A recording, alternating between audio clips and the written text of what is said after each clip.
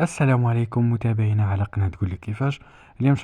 اليوم إن شاء الله جينا نحكي لكم أسعار الهواتف لشهر نوفمبر، أو أهم الهواتف التي سعرها أقل من 3 ملايين، أي أقل من 30 ألف دينار جزائري.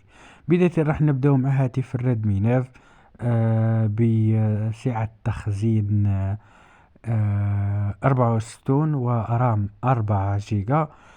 سعره في المتوسط 20 ألف دينار جزائري، يعني 2 ملايين. قادرين تلقاو أكثر، قادرين تلقاو أقل، على حساب كل منطقة.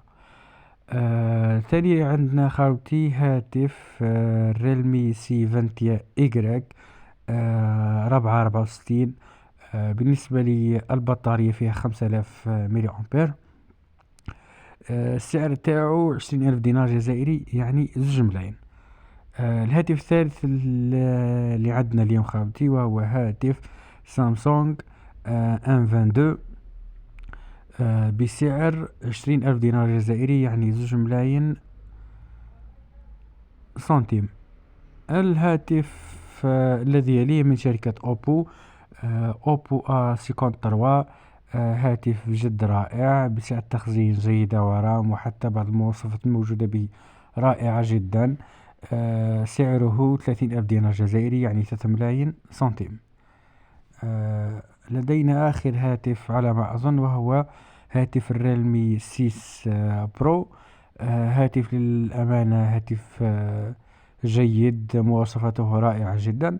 هاتف آه، مجاهد بمعنى الكلمة، يعني يصلح للجهاد هذا الهاتف.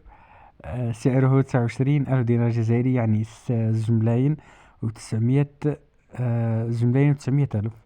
ممكن هذه أهم الهواتف التي لدينا، وأهم الهواتف اللي السعر تاعها أقل من 3 ملايين، أي أقل من 30 ألف دينار جزائري.